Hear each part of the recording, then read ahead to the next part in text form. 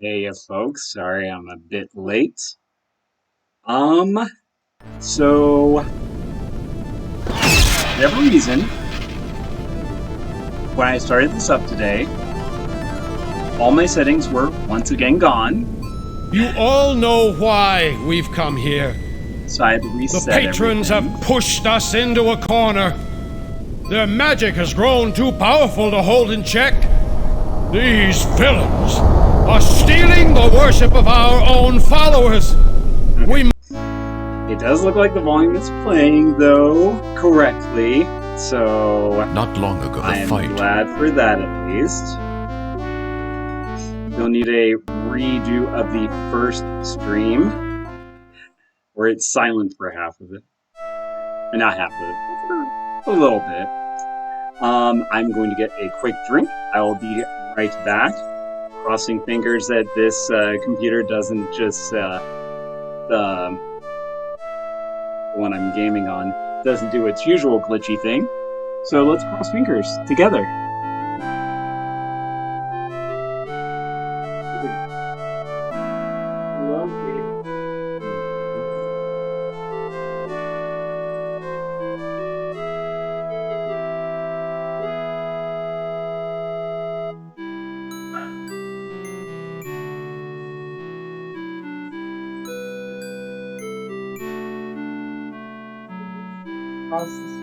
Guys, oh my gosh, they are so excited because we've been mainly at the store.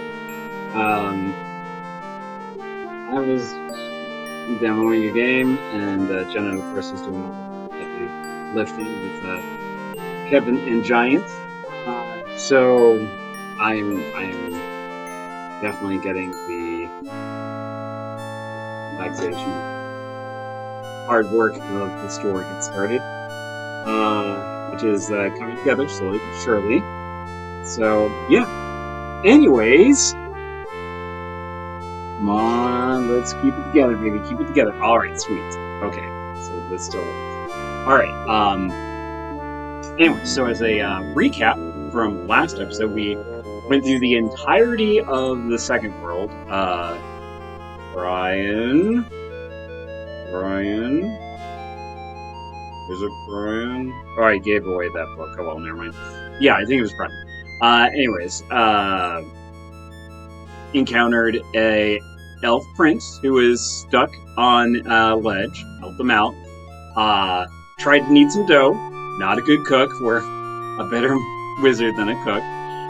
Met our first live Sartan, aka my favorite character in this whole series, barring us as Haplo, of course. And then did some little teleporting, ran into a couple of issues with the spider, and then got all the races to unite together before Giant stomped us all into little bits. And then went back to our Czar, told him the news. Unfortunately, we might have to kill our friends in order to save the world, but you know, eggs, omelets, yeah. Anyways, our next stop is Abarrach, the world of stone and lava and horrible heat. My least favorite of the four worlds, but as far as story-wise, it's gonna open up a whole lot of explanation about various things and what's going on outside of the labyrinth. So, without further ado, away we go. Go. Just a couple of times to use it. Hope everyone is doing okie dokie on this almost Friday.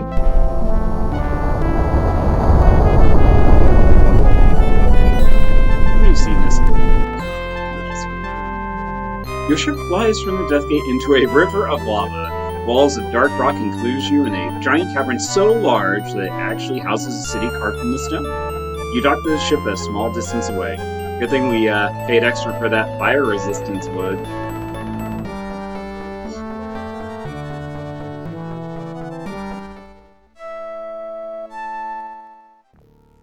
Your ship floats in a river of lava alongside a stone embankment. In the distance, you see a dark city. Not the movie, unfortunately. No tuning. Gosh, I miss that movie, actually. Anyways, so we see some fields in the distance. It's hard to make out more than a blur of furrowed rows in the soil. You'll have to get closer to see it better. Well, let's get closer. Here, a hulking figure shuffles from a dried up pond to a field long dead. The field, that is. Behind him, a cave opens into the cavern wall. Beyond the lava river, you see a city in a distance. So, let's see. Let's look at this. Whoops. Alright, well, that's what the field is. A few struggling plants poke out of the ground. Furrowed rows in the thin dirt indicate that the field was once blanketed with this strange grass. However, many seasons have passed since the field has seen any life-giving water. It looks as if this once was a spring-fed pond, continually replenished. That was long ago, however, and now the ground is not even damp. So, dead worker, hello. The hulking corpse just stares at you. Greetings. Who are you? Who? Name Jethro. Yes, a promising farming venture indeed. That's a nice bucket. Would you give it to me? The corpse looks at the bucket for a moment, then silently hands it to you. Thank you. Now it just does more stuff. Let's see it. What is this place? What? Place? Home. What are you doing? Doing? Water. Plants. Would you accompany me? Aww. Corpse shuffles over beside you and looks at you expectantly. Aww. Thank you so much. See you later, Mr. Excitement. He just continues to stare. Alright. Let's go this way. You're surrounded by stone buildings of the deserted town, including a clock tower to the east and an elegant residence to the north. Without any direction, the confused dead worker wanders off. Well, bye, Jethro. Sure, let's, what is that up there, actually? The statue wears a crown and holds a scepter. With the haze in the air, you can't discern more from this distance. Can we make it move? Whoops. Motion. That far from the ground, the spell has no immediate effect. But if someday a work crew takes the statue down for cleaning, there it'll be in for a surprise. Oh well. Let's enter the clock tower. The base of the tower is unadorned. A ladder leads up, but it is broken. A rope hangs down within reach. Can we climb the rope? We do. You grab the hanging rope and haul yourself up. You stand on a small platform behind the clock's mechanism. The back of the clock base takes up the west wall. Let's see. You strain at the rusty dial for a few moments. Eventually, you're able to advance the clock's end to point just before the third mark. Escapement. The escapement is part of the clock's mechanism. When a weight pulls and unwinds the rope around the drum, the escapement only allows it to drop in small increments. This causes the gears to turn slowly, moving the clock's hand at a steady pace to ensure accurate time. Currently, there isn't sufficient weight on the rope, so the clock is not working. Alright. The drum is the clock's power source. The rope, wound around the drum and weighted, would slowly unwind. As it did, the drum would turn the clock's gears and keep time. It currently hangs all the way down to the floor. The clock uses many gears of various sizes. You try to trace the motion from the drum to the clock base, but it's too complicated. Metal doors are set into the walls of the tower clock along the track.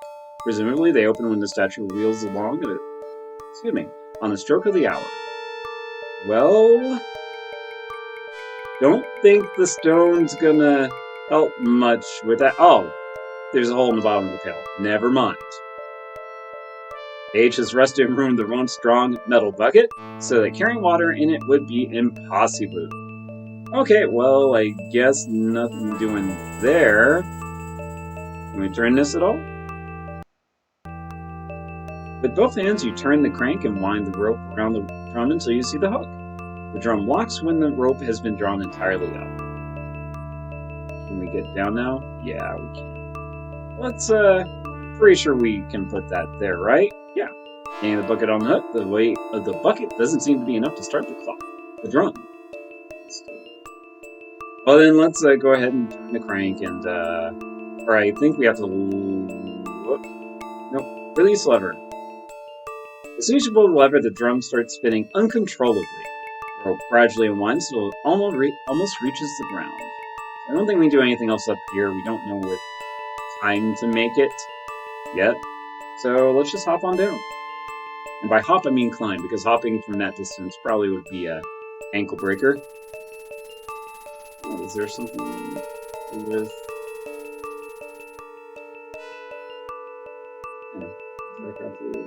Where? Can't climb the ladder? This ladder's condition is contagious. Anyone climbing it is liable to break something. Oh, hello. Thank you, malware. Chances are it would be your neck. Alright, well, let's exit out there and go to the residence. You stand in a foyer of a small house. Stairs lead up to another level, and double doors are set in the east wall. Well, hello, dead butler. Lots of dead folks around here. How may I be of assistance, sir? Who are you? My name is Aramas. I serve Balthazar, the master of the house. His work is very important and cannot be disturbed, so he retains me and a few other servants to handle the domestic work. Who else does Balthazar retain to serve him? In addition to myself, Balthazar employs a nanny who cares for the master's young children, and a housekeeper who does the cooking as well. There's a housekeeper? Isn't it kind of dirty around here? I'd say this housekeeper is slacking off. The house is a little dusty, but I'm sure she'll get on the job soon. Who is Balthazar? Balthazar is the personal necromancer to the king of Khan Telest. He's one of the most celebrated sorcerers in the city. What important work is he doing? He does what all necromancers do. He resurrects and sustains the dead so that they can serve the living. But he also spends much of his time researching new magic arts. It's not a very popular activity among other necromancers. In fact, it used to be a crime. But as my master was mentor to most of the others, and because he is a man of power and influence, his research isn't questioned. Not that Balthazar would care in any case. What magic arts is he researching? What do I look like? A necromancer? I'm just his personal servant. I don't pry into his work. It could be hazardous to my health. Actually, you look like a corpse. I doubt your health could deteriorate much more. There's no need to be rude. Why can't he be disturbed? An interruption at the wrong time could have disastrous results. His old butler interrupted him once. My first job was to scrape his entrails off the walls. Is that why that door is locked? Yes, he takes his breaks at certain times, and only then is it safe to enter. Soon it will be time for his tea. I'm waiting for the housekeeper to bring it. Enough about your employer. As you wish. Why do you have a key chained around your waist? This is the key to the study door. My master requires his privacy. I only open the door to give him his meals and when he breaks for tea. Right now, I am waiting for the housekeeper to give me the tea tray. The master will be expecting it soon. Do you think you could open the door for me? The master is expecting my visit. The master isn't expecting anyone today. And even if he was, he would leave his study to speak with you. He doesn't allow anyone inside, except myself. When exactly do you expect the housekeeper to bring you the tea? Oh, she should be along any time now. Why don't you let me carry that key? It looks a little heavy for you. It's strange. Lately, this key has seemed heavier than ever. But it is my duty to hold it for my master. I shall never let it out of my possession while I live. But you're dead, so give me the key. I'm not dead, just a little confused.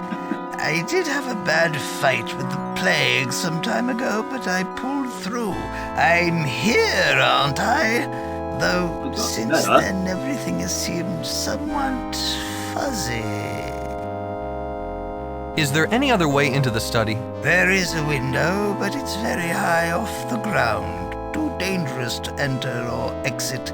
The master made the study as inaccessible as possible. He doesn't want to be disturbed.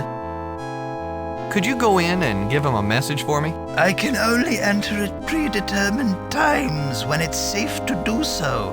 I cannot enter simply to give a message to him. Perhaps we should talk about something else. As you wish. Hello, it's kitty time. Where is everyone? Where is who? Whom did you expect to find? I believe you'll find the children upstairs with the nanny, and the master hard at work in his study.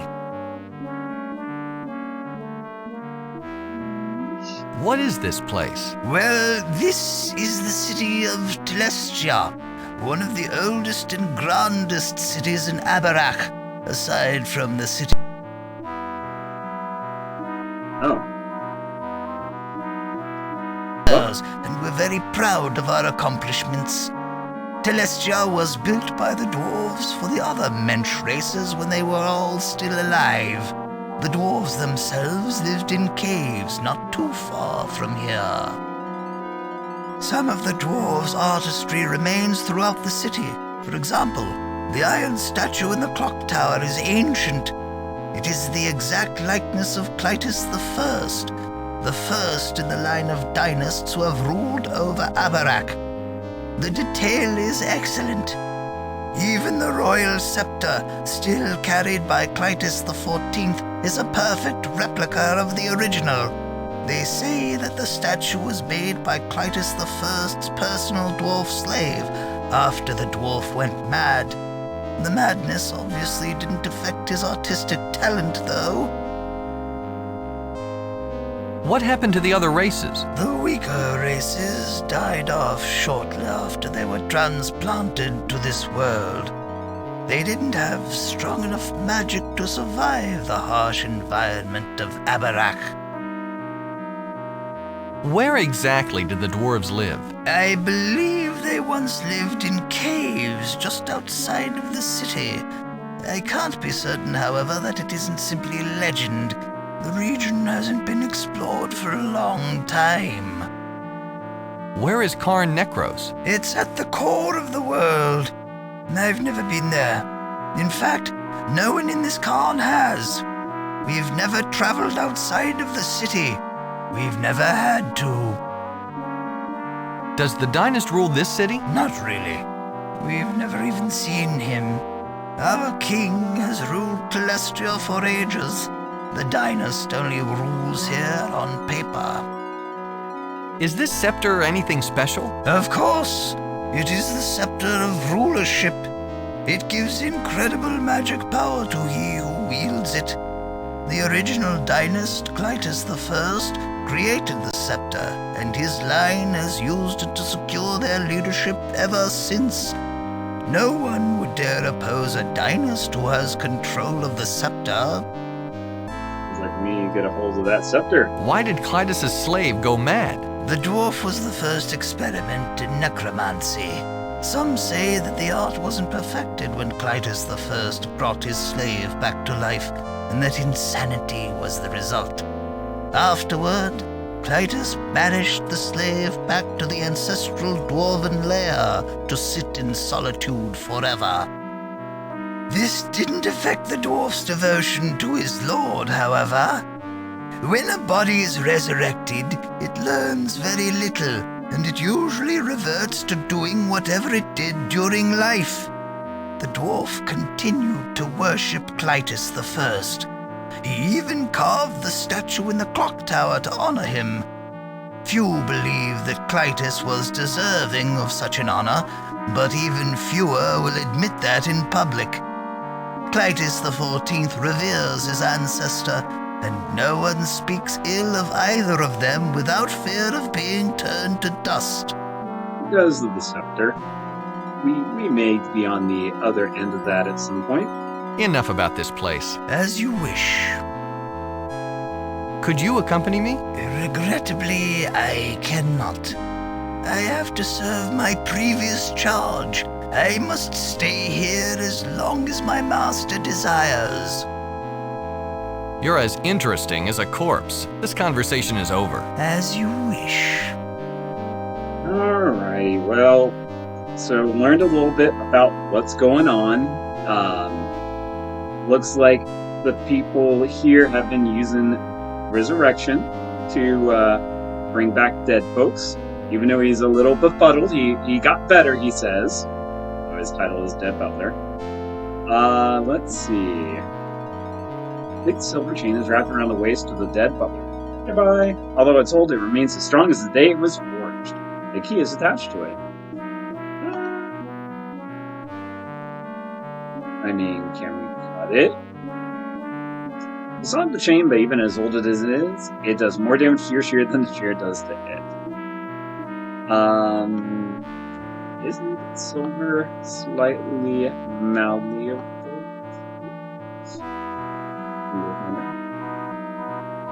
This thing gets pretty hot, but the butler doesn't react at all. No, it's not going to help enough. So anyways, doors, they are securely locked. We can try to take. You don't get the key. The dead butler doesn't stop you, but the heavy chain around his waist does. We are a wizard, you see, and our stats did not go into strength.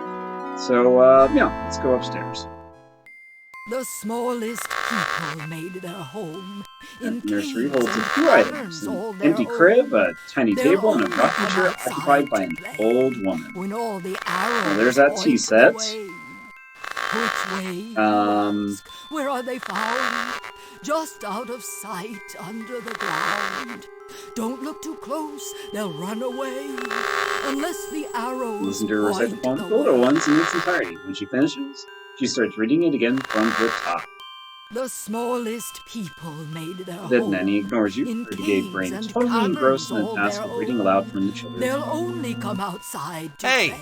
Grandma, over here! When all the arrows That May, of course, point pays no the attention to way. you. She just continues to Which read way, from the you book. ask? Where are they There's found? no one here to listen to you anymore. Stop reading. Just out of This sight tirade actually draws a under response the from the dead ground. nanny, but Don't the reaction look is too only to read close, louder they'll run in an away. effort to draw anyone. Unless the arrows You know, that point nursery the rhyme is way. starting to grow on me. Maybe a few hundred more times and I'll actually like it. No attention. Give me that book. Maybe if you didn't have your nose in it, you'd notice that I'm trying to speak to you. The smallest people made their The home nanny ignores you and in continues to read, so you caves decide to and remove the caverns book all yourself. their own. You slide the book out of the dead nanny's wrinkled hand. She doesn't resist, but no sooner is the book gone than she stops speaking, her eyes go blank, and she sits motionless. Aww, she looks so sad now. Who are you? I'm the nanny of this family. I take care of the children while the master does his research. In fact, I should be reading to the children right now as they go to sleep. Have you seen my book? Why do you read the same rhyme over and over? I read until the children have gone to sleep. I must read now. Where is my book? I can't find my book. Stealing a tea set from Grandmaster Nulo. Not the book, though, right? Who do you read to? To the children. Aren't they precious? I've taken care of children most of my life. I love to read to them. I should be reading to them now.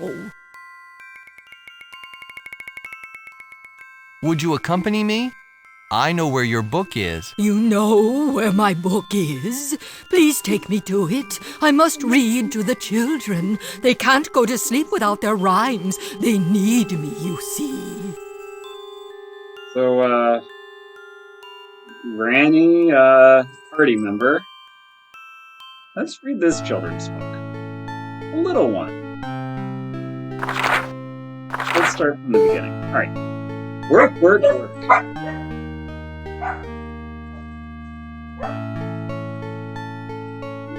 Oscar does not like that word. He hence ran out the door. So, work, work, work. No time for fun. When you're dead, they'll leave you alone. But you'll be back, because work's not done. Work until you're not but bone. Too true. Too true. The Dark Place. Again, this is a children's book. In the dark, dark place, the monsters wait. Their entire race brought on their fate. If the gates fall and they escape, they shan't recall what made them hate. You know, like children's book. Like children's story, yeah, you know. Little ones. The smallest people made their home, in caves and caverns all their own. They'll only come outside to play when all the arrows point the way.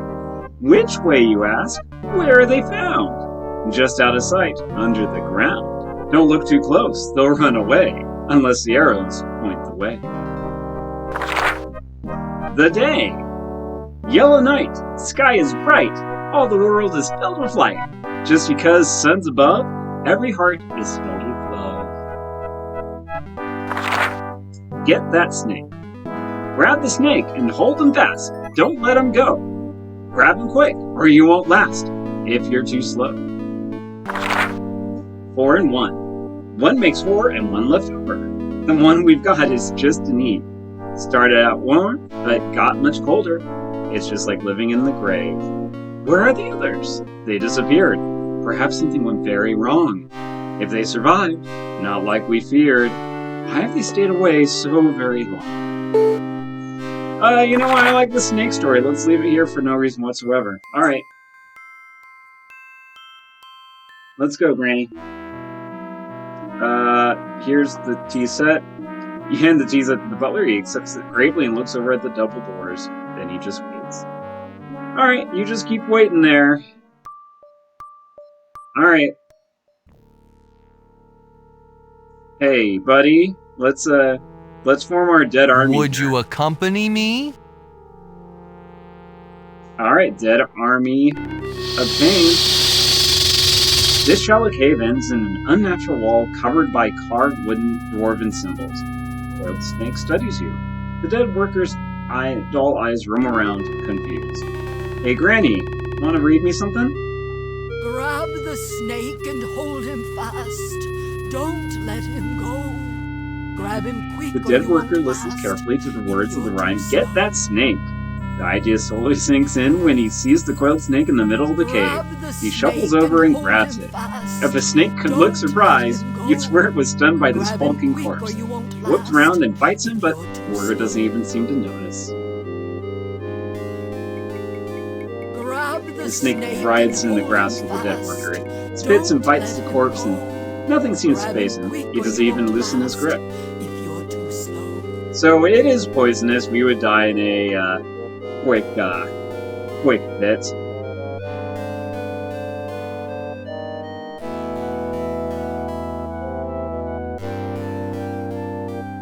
Alright.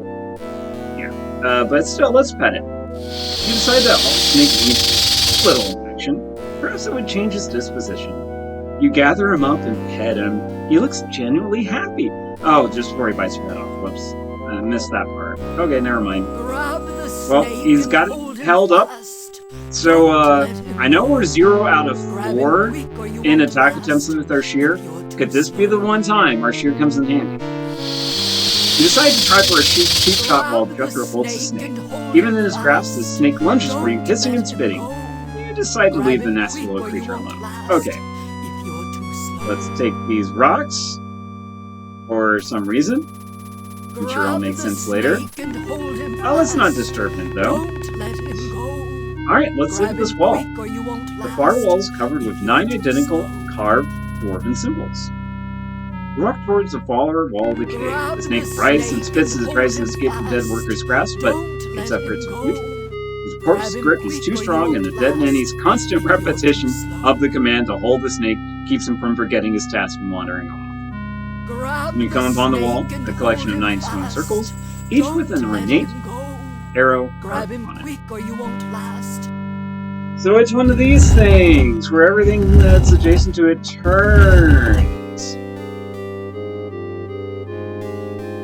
So click on an arrow, that arrow and all immediately horizontally and vertically adjacent to the arrow will rotate clockwise.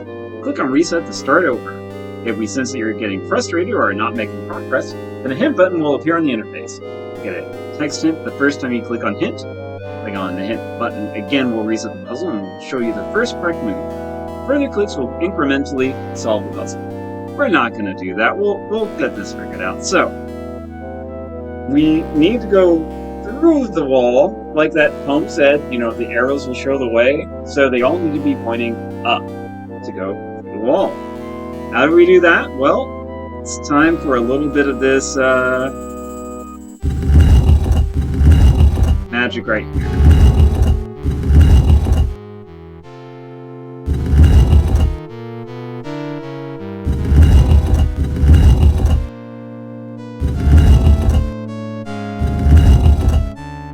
Maybe not that. Okay.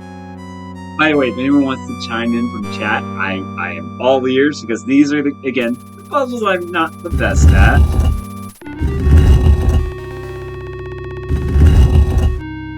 I probably should, oops.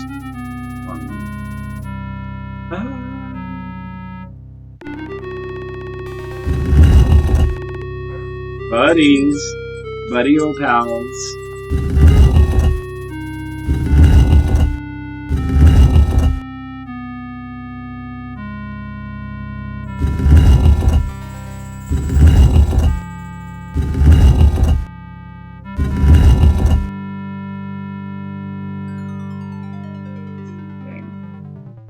I feel like I was close.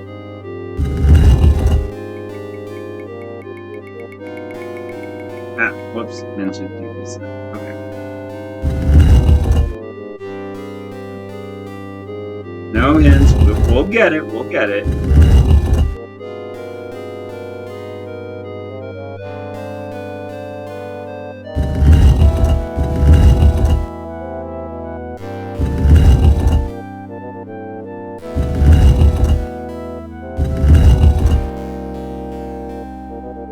Yeah, I need to get all 3 pointing in the right directions. Okay.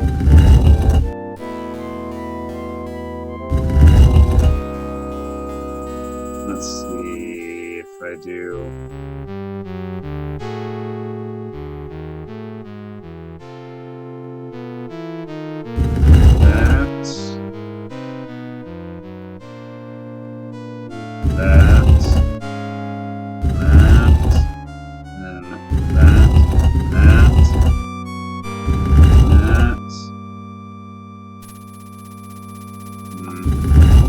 Again, I feel like I'm getting close.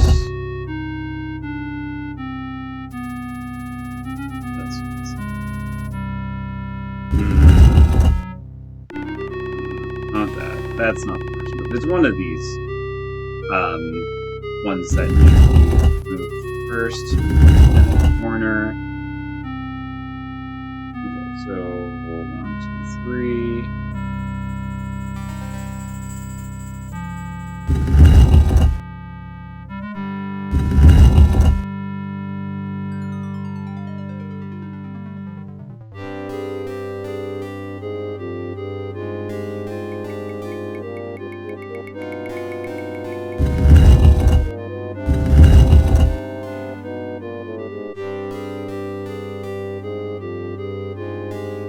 Okay, so I need to get like this pointed this to the right. So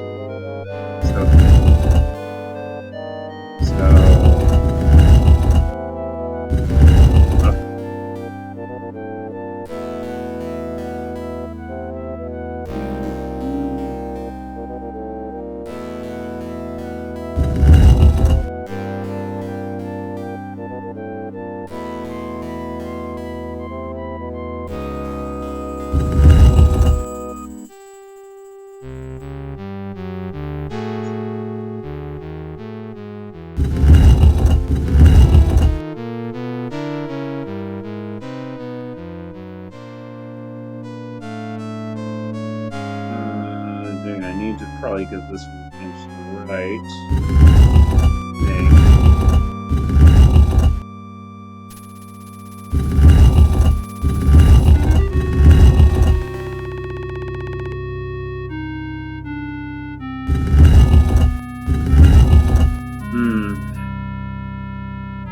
Just always got two that are just kind of a little bit nitpicky.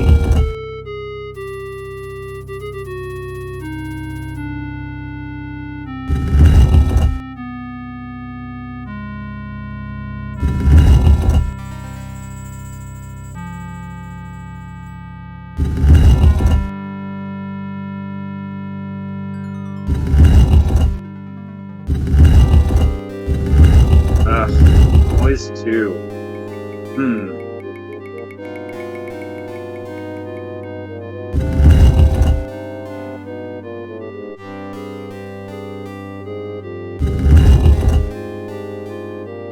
I think I have a plan. I think this is it.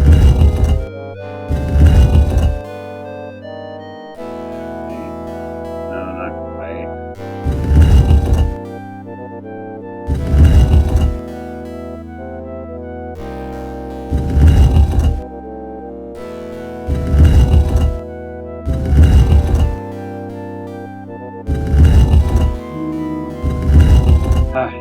Two again.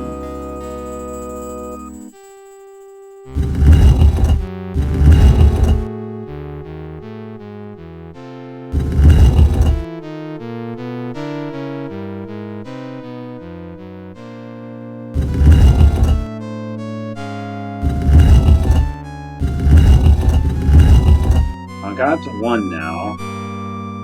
Okay. Alright. So let's see.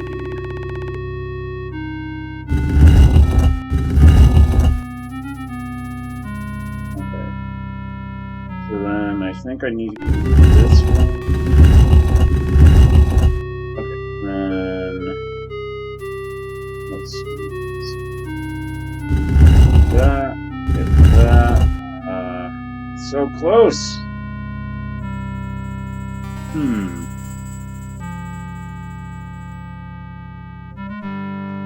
I'm trying to do this without hits. So. Okay.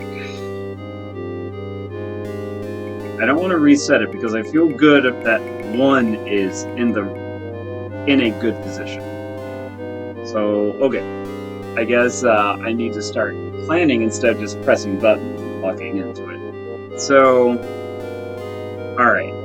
If I do this one, that's going to turn everything to the clockwise. So if I do that, it'll be 3 times and then they're all pointing to it. And then, okay, maybe get it where these are all pointing to the left. No.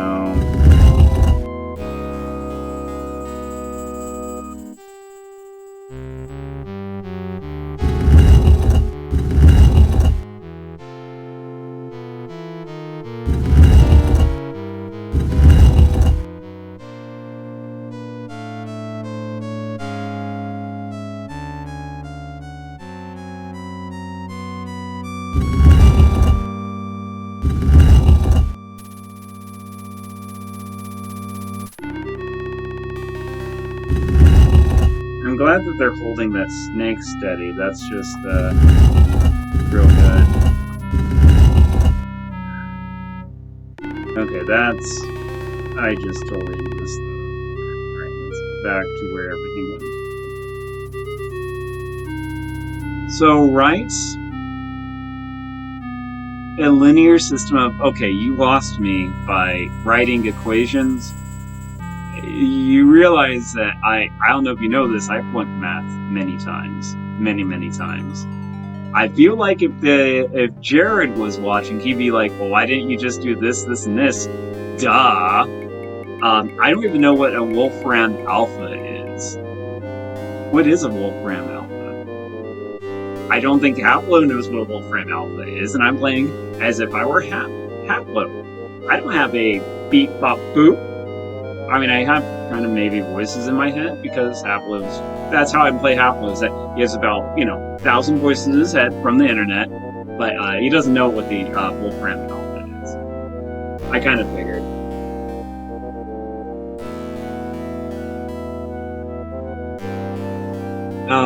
Okay. All right. Let's. So we have one that we need to turn.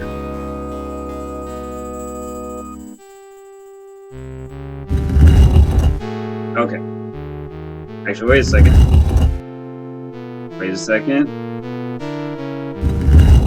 Oh, wait. Nope. We're in the same position as.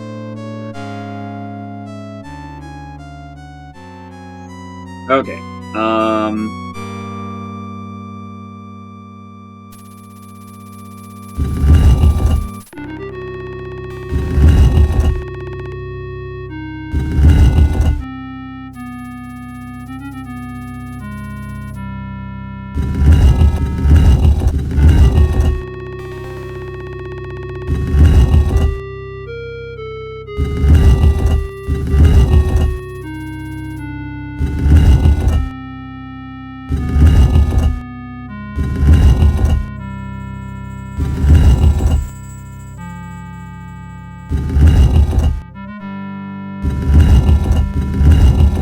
Okay, yeah, that was done.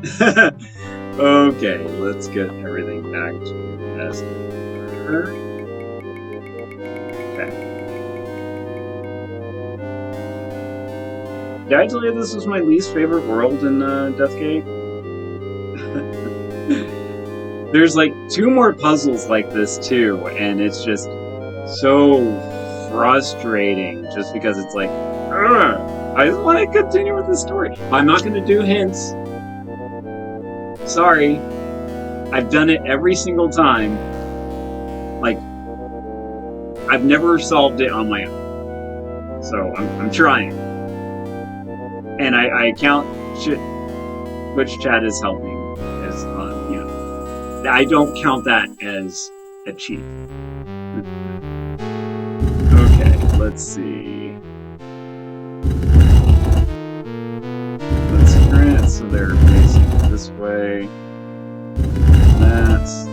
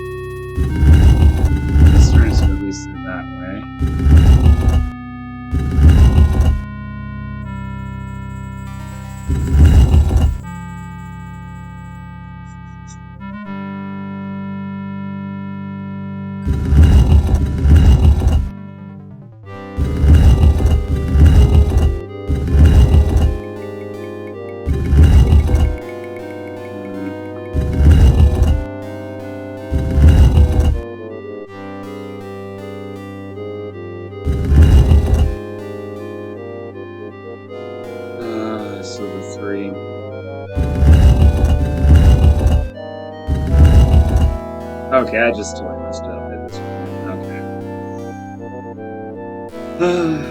Let's see.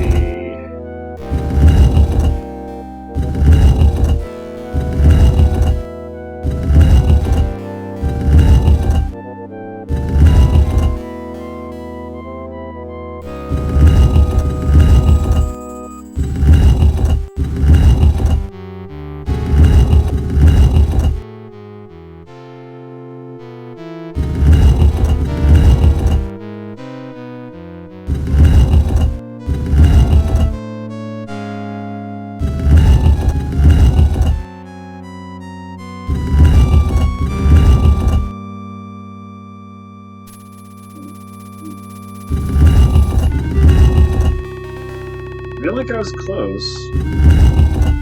Because once again, I'm 1 away. But now it's a corner, so it's a little bit easier to manipulate. Okay. Let's see.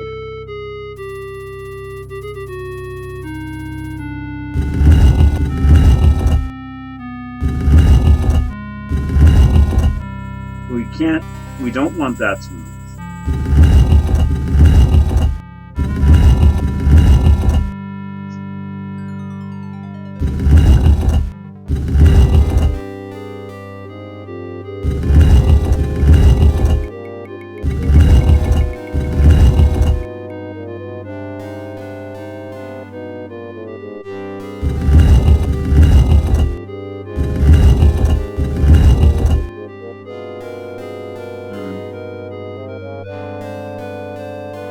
I think it's better if the one that's opposite is inning. So right it's there.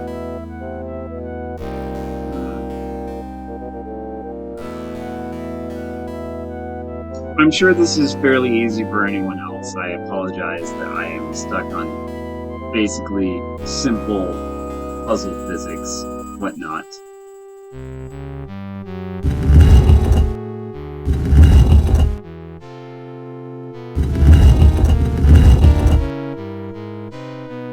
Down.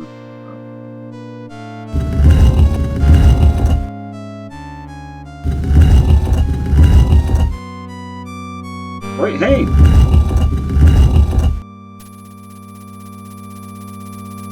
I think that should be it. If you're too slow, What? grab the snake and hold him fast. Don't let him go. I thought they all had to be up. Ah.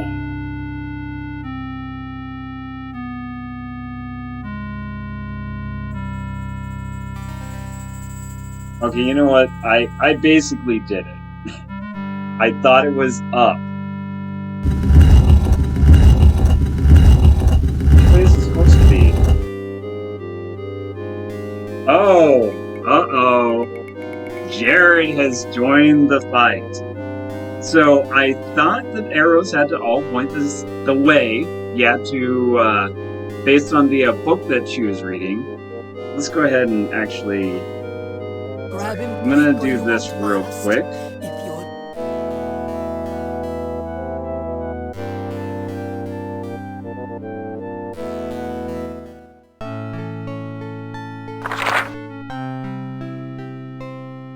Let's see.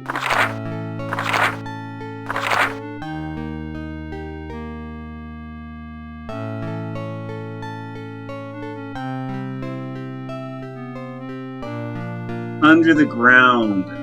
Down. I bet it's down. Okay, I know I said no hint button. Oh, whoops. Sorry. Here you go again. grab the snake and hold him fast. Don't let him go. Grab him quick or you won't last. Okay, so they're all supposed to point down. Okay. I thought it was up, because it's like up to go through the wall, but I think it's down because under the ground. So, alright, let's do it.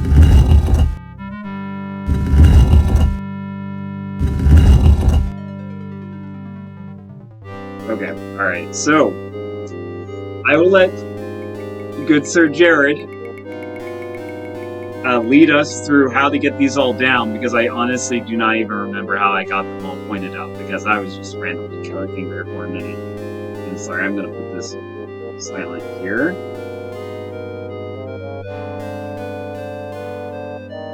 Sorry.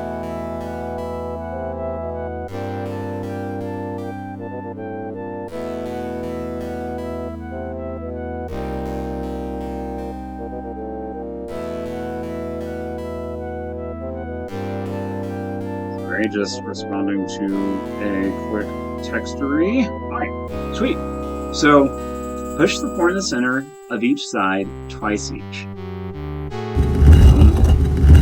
Boom. Boom. Boom. And boom. Boom. And boom. And boom. And boom. Okay, did I do something wrong? Okay, alright. Reset. Push the 4 in the center of each side twice each. So, like, are you meaning this side? Like the left, right, up, down, twice each? I'm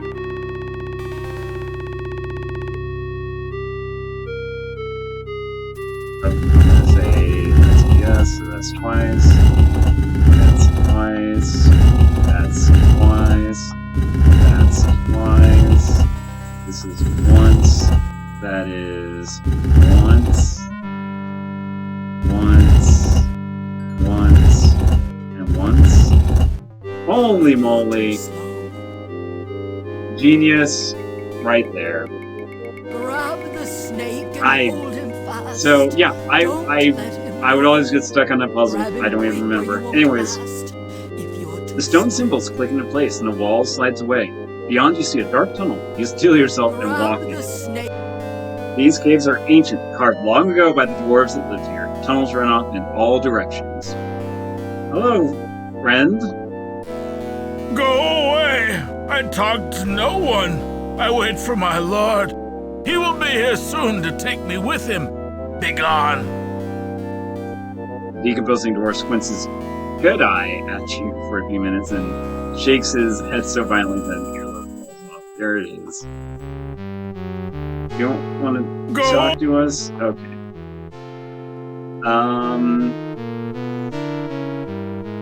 So we can't go any further in here, unfortunately. Grab the snake And basically these two are just going to stay here till the end of time.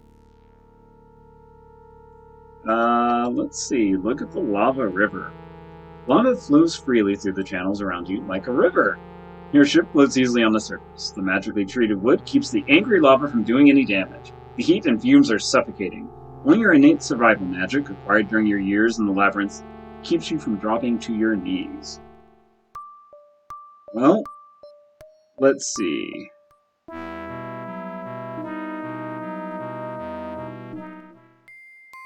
Oh, whoops. I think we need to... Is there anything else in here, though, actually? Nope. Nope. Sit on the chair? Pop down the seat and start rocking. Hey, you really feel like a deadhead. Alright. Nothing this way, then. So let's go back to the clock tower, I think. Can we put these in here?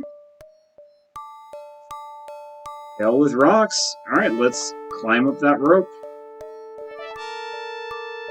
Turn that gear. Pull that lever. Maybe it's not that. Okay, is it the escapement? Oh.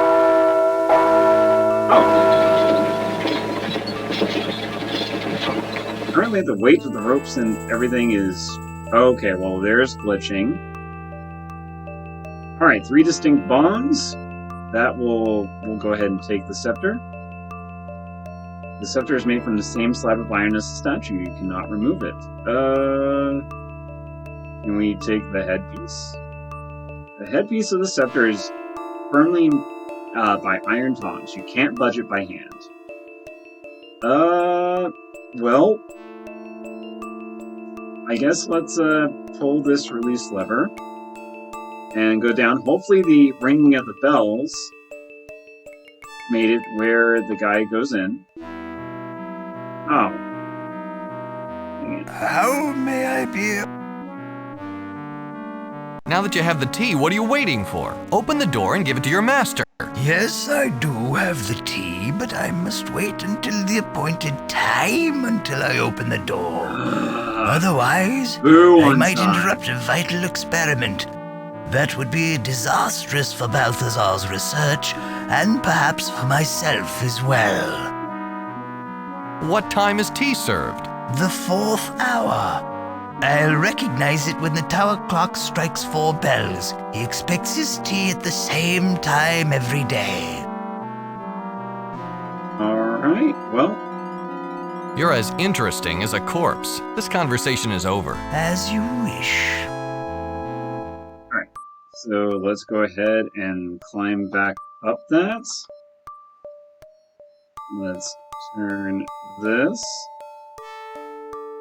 Let's turn it to And I think we just wait.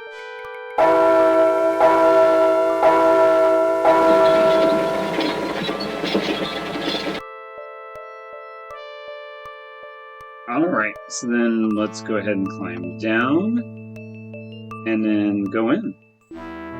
Alright, the door is open. This is a room of learning. A few books and papers are scattered on, across every surface, but there's room for much more. Well, let's go ahead and look at stuff. The furniture is either carved from rock or made from petrified weeds of some sort. Actually, the end result is rather attractive. Well, butler, where's your master? If you'll excuse me a moment, sir, I must serve the tea and leave immediately. I'll talk with you afterward. The butler jerks into motion and shuffles out the double doors, closing them behind. Oh, alright. Gives us some privacy. Let's see. I don't think there's anything. The desk is the focus of the room, perhaps the place that most of the work was accomplished. Search the desk. The desk doesn't have any drawers to look through, so you sift through some of the papers on top, but there's nothing of interest in them. Let's see. So, you chuck the furniture out through the window, but immediately begin to have sudden thoughts. What if you end up needing the furniture? You look out the window and find it on a ledge nearby, fairly easy to retrieve. A half-circle cut in the wall overlooks the city, bathed in hellish red light of the lava river. Well, I think the book is the only thing that's really of importance, so let's take it. Let's see what's going on. Maybe this will answer a little bit more detail than any of the dead folks we've been talking to.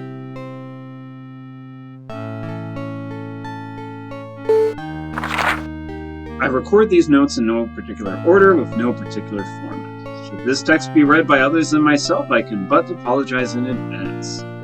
My name is Balthazar, and I am the king's personal necromancer. My duties include raising and maintaining the royal servants, though my deeper interests lie in the pursuit of other lost magical arts. The following notes comprise the result of a lifetime of research into these arts, as well as my personal musings on these and other matters. Necromancy. I've never considered the practice of necromancy to be on a strong moral ground. We've established that in order to survive in this harsh world, the dead are required to serve the living. Their labor supports our existence. But do we truly know what we're doing? What exactly are we bringing back? And how do we know, how do our tamperings affect the rest of the wave? The dead never appear especially unhappy, merely confused. In their own unfathomable minds, they exist in a time previous to their deaths. They perform the duties which they performed in life. In fact, it's almost impossible to teach the dead anything new. Their capacity to focus on unfamiliar tasks is minimal. The corpse can't be given new orders, but in due course, depending on the nature of the particular specimen, it will inevitably revert to modes of behavior it demonstrated in life.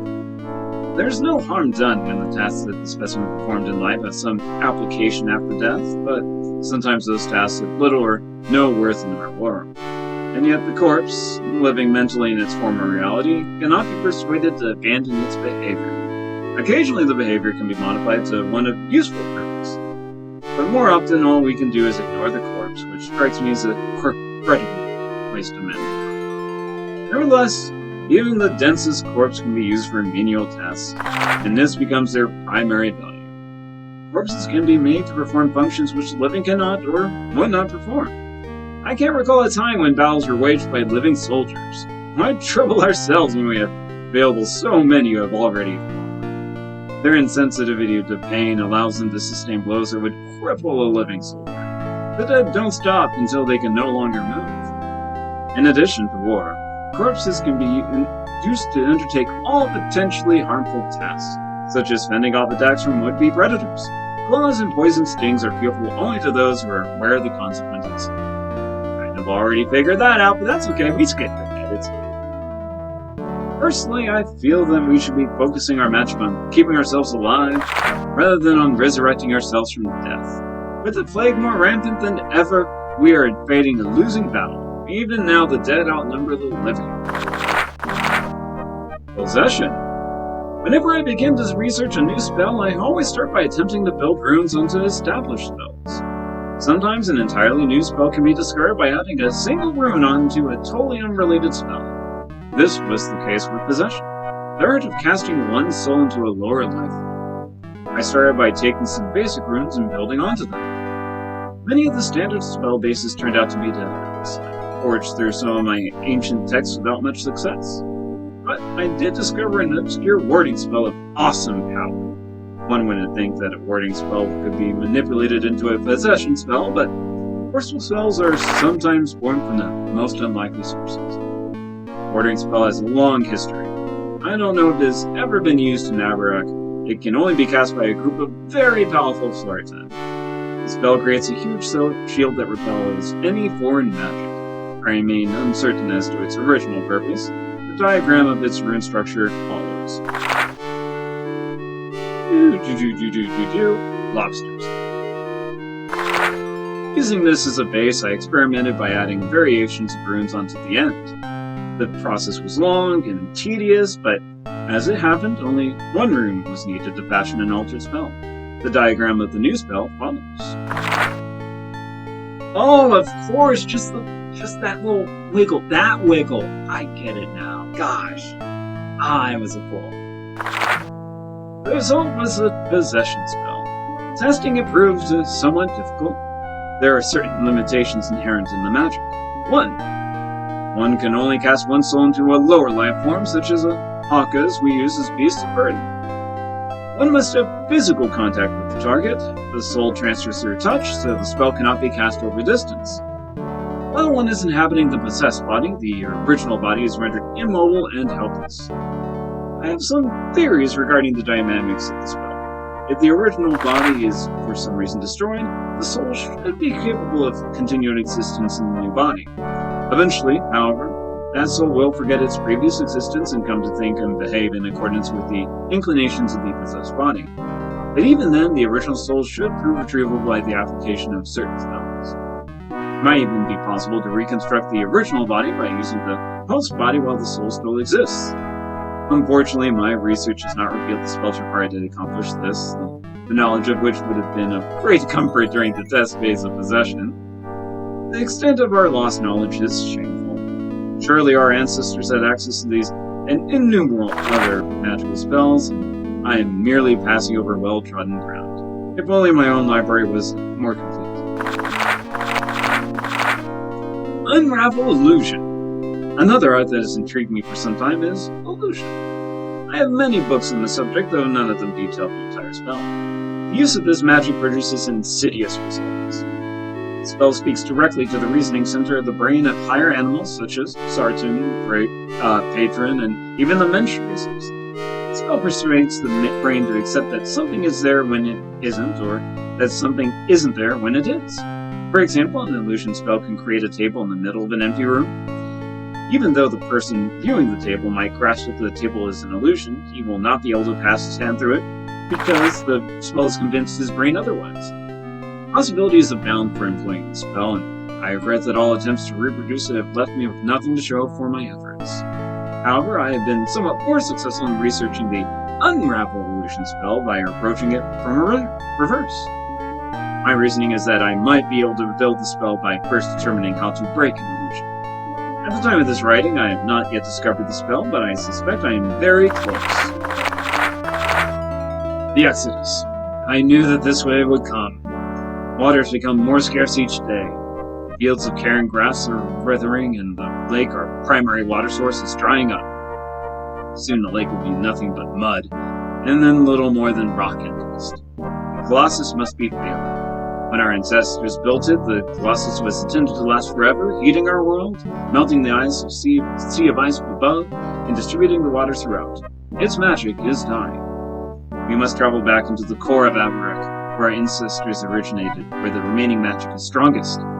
Life will still be possible there. Although all I've seen are pictures and descriptions in my text, I am sure that if I could examine the Colossus firsthand, I might be able to determine the problem and help to correct. There is no other choice. We shall sail back to Karen Necros, to the palace of Clytus XIV, the current dynast. on the northwestern edge of the fire seat. Out of respect, we shall beseech His Majesty for permission to live in Kara Necros while the Colossus is being repaired. I don't anticipate any resistance. Who would refuse of refugees, especially ones eager to help correct the problem? And, as I have stated, we have no choice but to go. Our life in Telestria will shortly become unfeasible. The problem in transporting the dead is an extremely challenging one. Many of them, from their familiar surroundings, will grow disoriented. 3 at least will find it impossible to adapt, so we decided to leave them behind. First is my own servant, Aramis. He's been with my family for as long as I can remember. Although his thoughts are as clear as the best of the dead, he is simply too frail to undertake the journey. I'll leave him here where he is comfortable. Second is my nanny. Lately she has fallen victim to a repetitive behavior, that of reading children's stories over and over again. Should the book she loves be taken away from her, she is despondent until it is returned. Not only will she be useless to us where we are going, I doubt she could survive the trip intact. The last is Jethro, one of the crop. He's among the most physically well-developed corpses that we have, but his brain is like a sea. He waters his crops as if they were still growing, as if there were still water to pour on them. If he is instructed to do something else, he will perform that task for a few moments, only to wander right back to watering his crops. We can't spare one of the living to supervise him by continually reminding him to accompany us. We haven't the time to train one of the dead to do it, so it would be best to leave him here. An ending.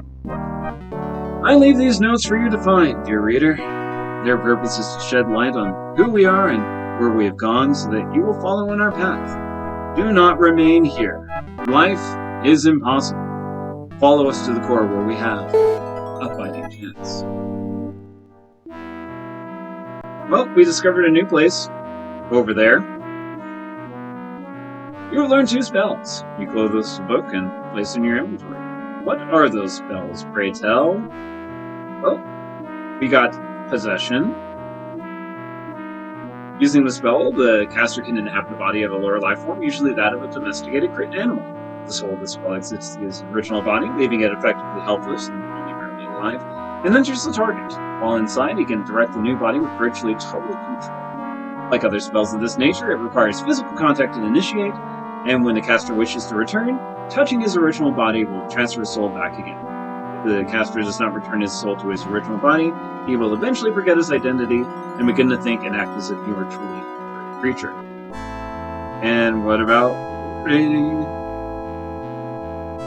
Come on, we just remove the word. This powerful spell can only be cast by a group of talented sorcerers working together. It directs a shield which effectively repels all foreign magic, including magic objects and creatures. Well, I guess we're sailing away. Bye, Aramis. And, you know what? This gives him something to do. And actually, Don't let him go. Grab him quick or let's you try won't to be a last. snake.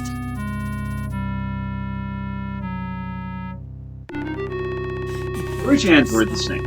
Held by Jethro, the snake nevertheless manages to twist and lunge for you. Grab You the decide not to snake and hold him Okay, fast. fine, fair enough. Don't Well, let him go. goodbye. Alright, let's hop in our ship and go sail away. Go sail away. Go sail away from there. Clytus's palace. Alright. Ship is docked next to his dark stone palace. Lights in the windows indicate it is inhabited. You take a few steps into this cave right here I was trying to go into, but the cave quickly branches into many tunnels. You become very confused, so you turn back. Who are you? What are you doing here? Alright, you walk purposely towards the front entrance. The guards there stare at you in wonder, never having expected anyone to willingly walk into the palace. As soon as you approach, one of the guards barked out what you just said, and you explain that you're trailing the refugees from Telestia. The guard claims he doesn't know what you're talking about, but a knowing look to his companion leads you to believe otherwise. They inform you that all visitors must meet the Dynast. He makes his habit to greet them personally and hold a banquet in their honor. Again, the knowing look that passes between the guards is fighting. With a grip that is more insistent than friendly, the first guard escorts you into the palace. Wait for about an hour in a bare room with a single door and no windows. Then the same guard takes you to a large room with a long table piled with food and drink. At the head of the table, a man wearing rich robes and a crown of gold sits in a throne-like chair. A broad, welcoming smile on his face. He invites you to sit and partake of this meal set out in your honor. For lack of a better plan, you sit down.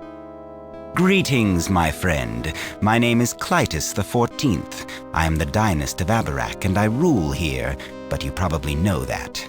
I'm always pleased to receive visitors. I get so very little.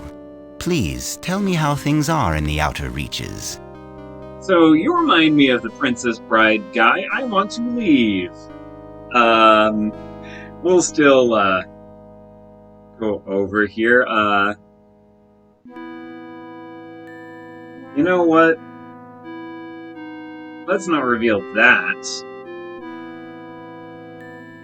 Let's, yeah. We're not your friend, pal. I'm not your friend, Clytus. Such hostility. What have I done to deserve that? I say that I'm your friend. I merely wish to know how I can be of service to you. Are you a refugee? Are there others of you that require assistance?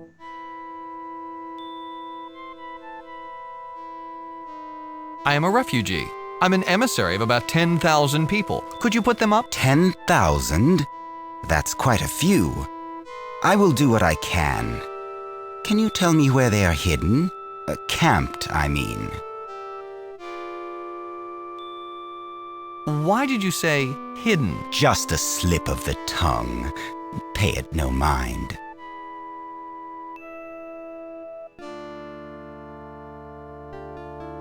I don't know if that would be a good idea. I'm sure that after careful consideration, you'll come to realize that I only mean to help you and your people. A little skepticism is understandable. You know, you look very different. Foreign. I've seen people from all over Abarrach, and you look like none of them.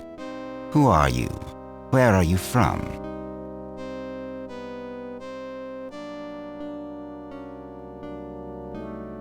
Yeah, let's, yeah. Oh, you know, I get around. Where are my manners? You've probably been traveling for some time and are very hungry. I've been forcing you to converse while all of this food has lain here getting cold. You have my leave to partake. We will talk more later, I'm sure.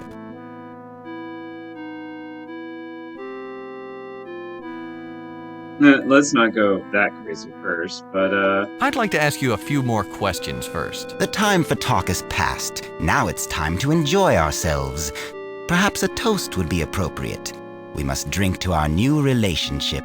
I'm sure that we will grow to be exceptional friends. The dynast produces a bottle of red wine from the bar behind him and pours a single glass.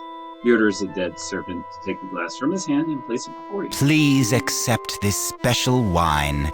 I only bring it out for special occasions. I'm sure you'll find it to be unique. He stares at you like a vulture, waiting for you to drink from the crystal glass. You notice that he is not holding a similar glass. Sir, I have seen the Princess Bride. I know how this plays out. I'm good. I think I'll save this for later if it's all the same.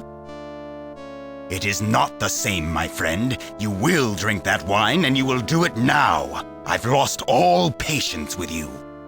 He rises from the table and traces a spell in the air while you watch dumbfounded. The blue rune shoots across the banquet table and explodes in your chest.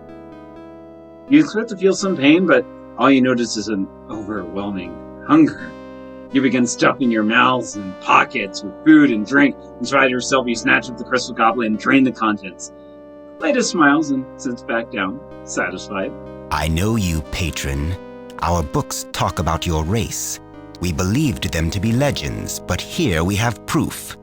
And if you are real, how many more of the other legends could be true? The other realms, the Death Gate. Uh-oh. That's not good. Abarrach is dying. There's no way to save it, but you represent a way into new worlds, fresh lands to conquer. After you are dead, your corpse will tell me everything I wish to know. You will help me destroy your own people. Think on this as the poison eats through your body. Guards, remove this trash. That's not good. Soldiers grab you roughly from the chair and drag you down long, winding corridors. Clytus's laughter echoing in your ears. You quickly lose track of the route, your aching midsection demanding all of your attention. Soon you are thrown against a cold stone wall and shackles snap around your wrists. You slump to the floor as the guards stroll from the room, laughing at some private joke. You gather enough strength to look around the room. It's a stone cell. One wall. Whoops, sorry. Another argument of the cell is chained to the same wall that holds you prisoner. A thin crown along his brow attracts your attention. This hardened boy is some kind of royalty. Why he's confined in a dungeon is beyond you.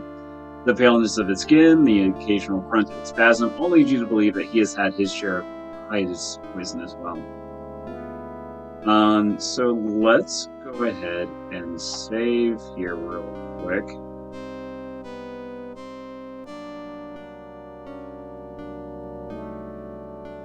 And actually, I want to do one quick thing. I was going to see if I could go back and see the thing. Can we eat this steak here?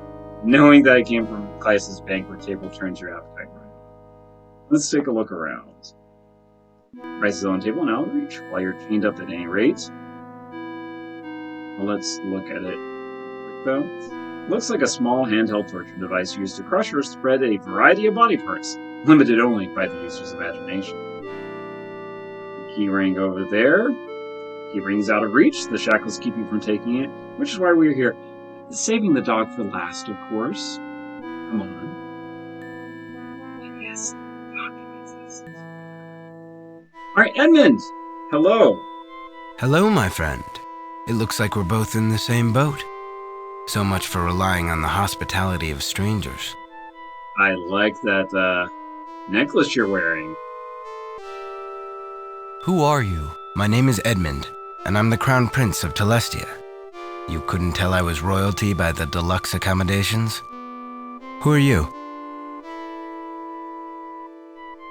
My name is Haplo. I'd shake your hand, but I'm kind of tied up right now. Very nice to meet you, Haplo.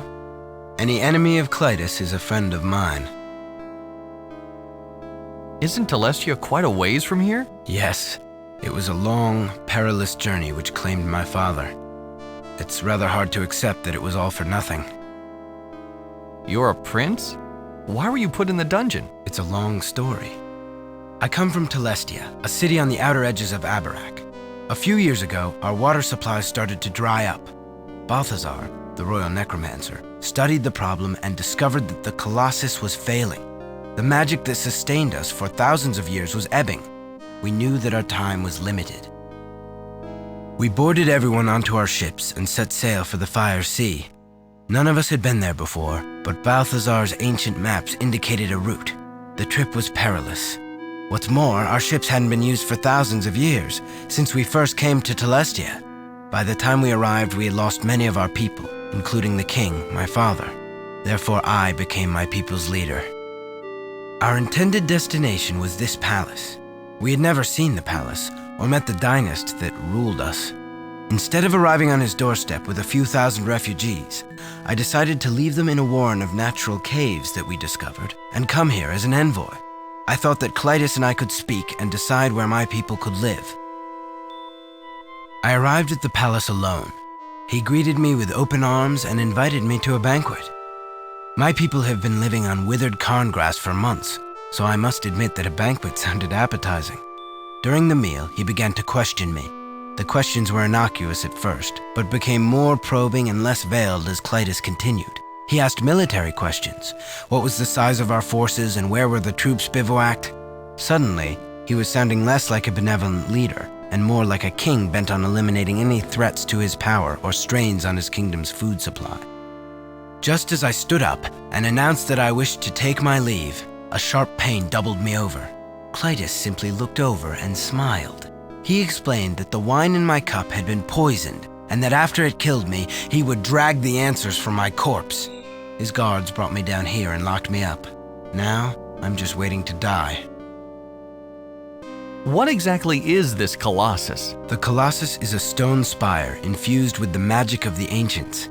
It heats the world and slowly melts the celestial sea, a huge body of ice which feeds water throughout Abarrach. For some reason, it is failing. Our water supply has dried up. It doesn't make any sense. According to Balthazar's books, the Colossus was designed to last forever. He hoped to examine the Colossus and perhaps help to mend it. But now we'll never get the chance. By ignoring the problem and focusing on his own petty self-interests, Clytus is sealing our world's doom. Where is the Colossus? The Colossus is in Clytus's palace. It lies at the center of the ancient catacombs which run through the palace's foundation. The entrance is right across from this dungeon. Although Balthazar's books state this, they don't show the path through the catacombs. It's said that only the Dynast knows the way. Where are your people now? They are safely tucked away in the secret caves along the edge of the Fire Sea. Clytus would give his eye teeth to know where. If somehow we managed to escape, we would still be stranded here with no way to cross the sea. Okay. Eye teeth. Never heard that. I've got a ship. If you show me where they are, I could transport us there. The chances of escape are slim, but it's nice to know that we will have a way across the sea if we do. How long have you been here? Not long. Less than a day, surely. I fear that I can't hold out much longer, though. The poison has ravaged my system. It appears, for some reason, to be working faster on you. Perhaps you received a larger dose. I doubt that you have more than a couple hours left. Why didn't you send some nobody as your envoy? Seems like a dangerous job for a prince. Everyone under my rule is important. There are no nobodies. I would risk myself before I would send someone else into danger. Wow, sounds totally opposite of Tsar. Can your people pose a threat to the Dynast? They sound like a bunch of farmers. We are mostly peaceful folk, but we have some reserves of dead fighting troops. That doesn't matter much, though. While Clytus holds the scepter of rulership, he could turn my army into dust before it even got into position. Let's back up a step. Suit yourself. Let's talk about something else. All right. I don't have much else to do. Why did this Clytus lock us up? To give the poison time to kill us. When we're dead, he'll resurrect us and get all the information he needs. No way am I telling him anything, even after my death. I'm afraid you'll have no choice. Part of the process of resurrection ensures that you'll serve the living to the full extent of your ability. You'll be glad to answer any questions he might have. Curse that speak with dead spell. Do you know any way out of here? In fact, I do. One of Balthazar's old books showed a secret passage out of the palace's foundation. If we were unfettered, I might be able to find that passage. What's Clytus' story? How'd he get to be Dynast? That is a story. I only know the parts of the legend that Balthazar found in his reading. I guess we don't have anywhere to go, so I might as well tell you. According to the legend, our ancestors created this world and populated it with the weak races. Those races continually warred with each other, so our ancestors decided to sleep until everyone began to get along. Presumably, when that happened, our ancestors would wake and rejoin the new society. I guess they made Abarrach a little too hostile for the weaker races. The heat and impure air were killing more of them than their petty wars were, so they banded together much sooner than anticipated and roused our ancestors. They arose to discover that the world was killing the races instead of nurturing them. They also found that there was nothing that they could do to save them. It required all of their magic just to keep themselves alive. So they selected a handful of members from each race, placed them in the sleep chambers from which they had just risen, and waited for something called the interconnection. The books were a little unclear about this term. All they say is that it would make life much better on Abarrach. Clytus I was a member of the High Council at that time. One day, he arrived in the council's session with a powerful magic scepter. With it, he convinced the others to found a monarchy, with himself as the Dynast, the ruler. The line has continued unbroken, as far as I can tell, to this day. Each new son takes up the scepter of rulership and becomes the new Dynast. The man who tossed us in this dungeon is Clytus XIV. It's said that his scepter can turn a man to dust in seconds. No one wants to confront such raw magic, so he remains in power. Clytus I did do something right, though. He introduced us to necromancy. It's only by bringing back our dead that we have been able to stay alive. He even sacrificed his own personal servant as the first experiment. What happened to the rest of the weaker races? They died. There was no way to save them. It must have been horrible to watch them die, completely helpless to do anything. Sounds like he's the product of a little too much inbreeding. I know nothing about Clytus's specific lineage, but madness is a symptom of inbreeding, and he is certainly displaying that. Does the council still exist? No. Clytus I disbanded it when he created the monarchy. My ancestor was a member. This amulet I wear was a badge of his office. It's been in my family ever since, and I wear it proudly. You really think necromancy is all that hot? It's hard to question something that is such a fundamental part of your life. But Balthazar has raised some interesting points. He believes that we should be concentrating on rediscovering the old, lost magic arts. If we used our magic to make our lives better, we wouldn't need to bring back the dead.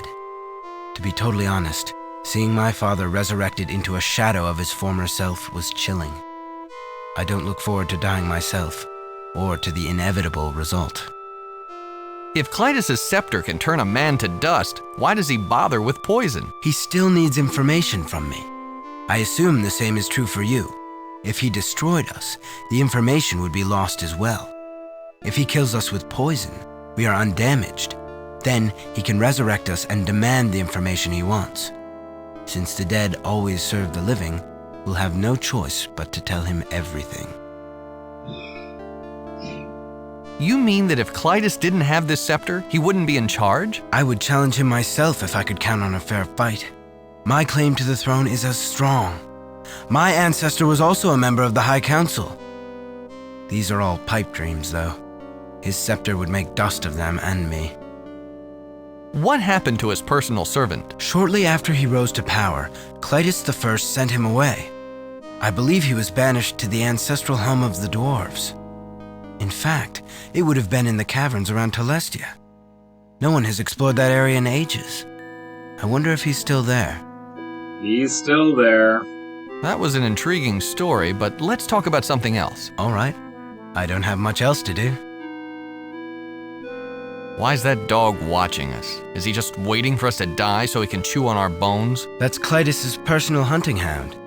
The guards have orders to let him go anywhere he wants, so he has run of the palace. He's probably here because he's curious. They don't get many new visitors. I don't hold it against the hound that he belongs to Clytus. He seems nice enough. Until you came, he was my only company. He's a good listener. That's an interesting medallion you're wearing. Could I have it? I'm afraid not.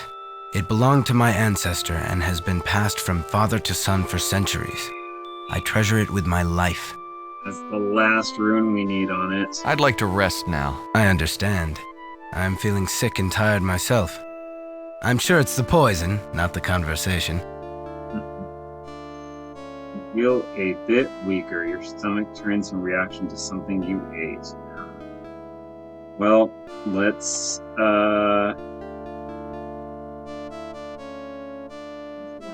again. All right. So let's go ahead and put this down here and try to get doggoed by us.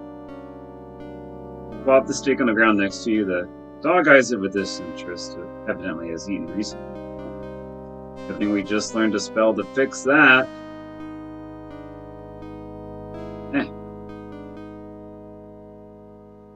We could be a meanie and cast it on the prince, but we're not going to be a meanie. This spell forces the target to become ravenously hungry for a short period of time. You trace the rune structure in the air and floats over to the curious dog who attempts to take a bite out of it. Instead, it sinks into his body. Immediately, the dog begins to salivate and looks around for something to eat. Anything. The rare steak lying on the ground catches the hound's eye. It bounds over next to you and rips into the bloody meat as if its life depended on it. No, friend, thank you. We'll take care of you. But I need your help for a minute. You trace the runes in the air and place your hand on the dog's scruffy fur. The magic swiftly takes hold. You stiffen as you feel your soul passing away. Everything spins and you begin to panic. It all goes dark. The darkness doesn't last long. You quickly come to your senses, but instantly discover that they aren't the same senses you've come to expect. Your vision now only perceives the world in shades of gray, although your hearing and sense of smell have been enhanced. You realize that you inhabit the body of the dog, and this dog has been trained to track game by smell. This must be the body of Clyde's royal hunting hound. Hello. Actually, crap. Hold on. Sorry, I just realized something important. Hello, my friend. It looks... Why do I feel so sick? That would be the poison. You've experienced Clytus's special welcome. It appears that he likes to invite strangers to a banquet, extract whatever information he can while pretending to be friendly, and then poison them. After they die, he resurrects the corpses to have them answer any remaining questions. Don't feel special. It happened to me as well. What happens if he decides he wants to keep his victim alive, or someone accidentally drinks the poison? Is it too late, or is there an antidote? There is an antidote, though it's unlikely we'll ever get our hands on it. I overheard some of the guards talking about it when they were planning to sneak wine from the banquet room's bar. The bar contains a variety of liqueurs in a wide array of colors. As you're aware, the poisoned wine is in a red bottle. The antidote is in a clear bottle. It's useless to even think about it, though. Even if we could get out of these chains, we'd never make it past all the guards. The antidote is water, as you say. I'd like to rest now. I understand. Okay, alright. Now we do the, whoops, the spirit pack. Alright, anyways.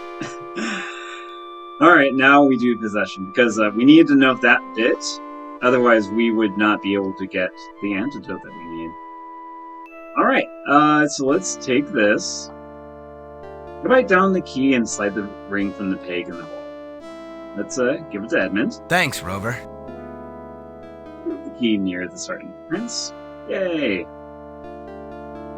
And then let's put it by us. Lay the king ring by your motionless body. Right, that's okay. Alright. Now let's just take a look at us. Talk. Pork bow. Pork bow. Body has suffered the ravages of the poison. Your eyes are sunken and cheeks are hollow. Slumped against the wall as it is, your body could almost be mistaken for the corpse. Prince groans. If you have more than one outfit, maybe you'd smell a bit better. Okay. Right. Let's go. You're in one of many passages that run through the palace's foundation. The stairway leads up to one of the more populated areas. The stop door keeps you from entering. It's not locked, but as a dog, you lack the ability to open it. Okay, let's go up the stairs. You pad up the stairs, passing a number of alert guards. They pat you on the head and smile, but allow you to pass. It seems that this dog has run at the palace. After a bit of exploration, which involves sticking your nose into a lot of empty rooms, you discover the original banquet room that you were escorted to. You've taken a good deal of time to locate it, however, and you're very worried about the condition of your body. A long table takes up most of the banquet hall, but there is also a wet bar with several bottles at the near end. So, yeah, we got the dishes, they're well made, even fine. Got the table, chair. It's simple yet elegant. It is the chair that Clyde sat in when he welcomed you to his palace. What about the tablecloth? The banquet table is covered by a plain white tablecloth with border of lines that is distorted as it passes behind the colored bottles in the bar. Remember from your previous visit, the lines are each a different color. Although it's a dog, all you can make out are shades of gray. So, I believe... So, which one is... Alright, so we got these lines here. I think it's this one.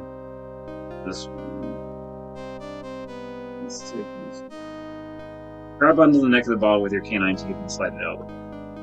Let's go! What do you think? I appreciate the offer, but this won't help. The antidote is in the clear bottle. Who knows what Clytus has put into this wine? Can't quite manipulate the bottle well enough to take a drink from it. Okay, then we drop it. Drop the bottle in the ground. Okay. Alright, I go back. You pad up the stairs on a long trek back to the banquet room when you feel your heart skip a beat and realize that your human body has died. Your soul is destined to spend eternity in the body of a dog, or at least until the dog dies. Locked in the palace of the dynast, you're not going to be able to finish your quest. There's worse ways to die, though. Okay, so we do have to talk with him. Hello, my. Why do I? This information. What happened? There is. I'd like to rest. Alright, and then put that by here. Do spell on cargo. Hunger times. Yeah, so you have one chance to do it. Alright, and then. You know, what about swap? Oh no, it's higher life forms, yeah. That's why we can't do swap.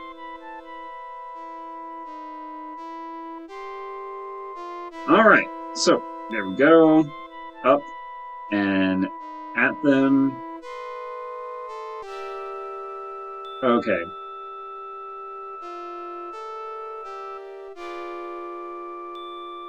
Alright. So I think we took that one. Hang on, I think. Let's do that one.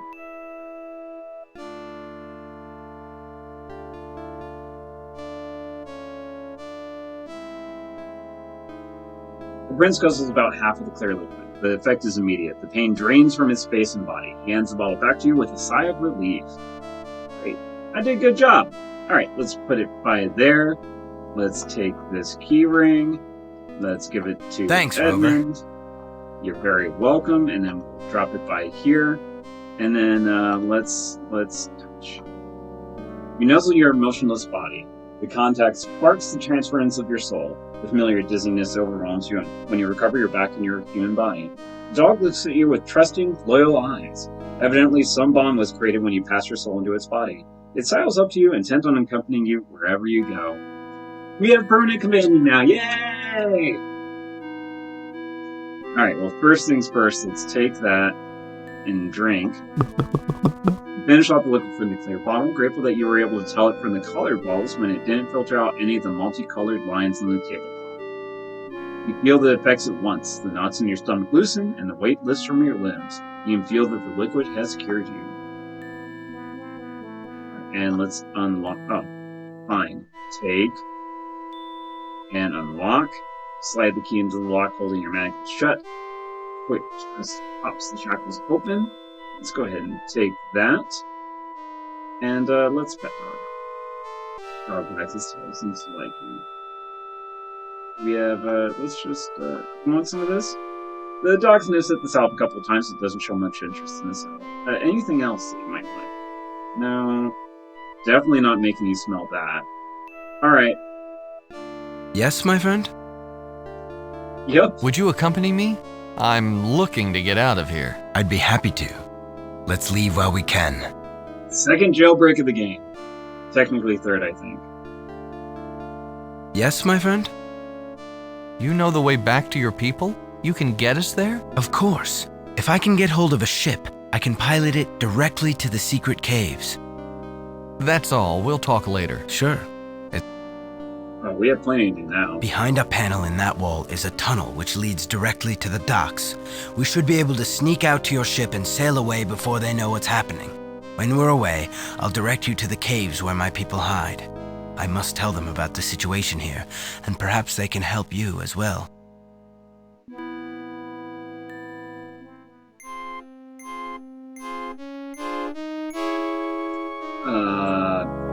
Okay, nope, never mind. Okay. Let's go. Let's see what happens upstairs. You hear the guards at the top of the stairs speaking softly and decide against going up there. Okay, let's go west. Alright, and then we enter this cave. Oh, that's the secret cave that leads us back out here. Okay, then let's enter our ship. This is an incredible vessel. Great workmanship.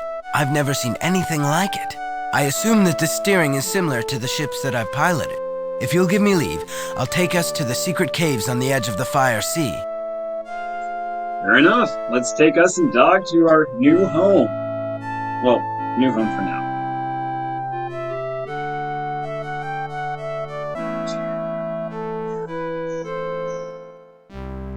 The dragon ship has landed on the shallow gravel beach below a small cave. Thank you, my friend, for helping me escape. I will be forever in your debt, and I intend to help you in your quest. Right now, however, I must speak with some of the elders. I have to tell them about Clytus, and we must make plans. If you go back to the palace, I will meet you there. We have a few ships ourselves that can take me. Until then, farewell. Alright. Alright, Doggo. It's you and me versus the world.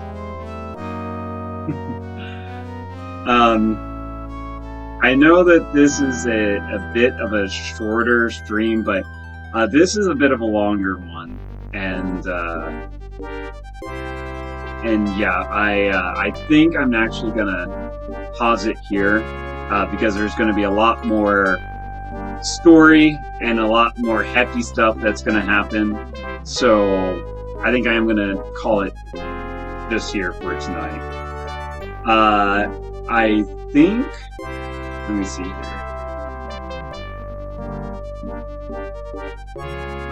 So tomorrow I unfortunately do have some plans, so the next time I'm going to be streaming this is Monday at 7. So we'll pick up from here, talk with a friend with a book, and definitely do more dog pets and stuff like that. Yeah, so thank you for the help earlier. Thank you for joining me. I hope you all had a interesting time as we went through a lot of dead zones and almost died to poison from the Princess Bride. Such a cheap trick and everything like that. But yeah, this is just kind of the part that, I don't know, I feel like it sags a little bit because it is, I don't know, a little bit puzzly.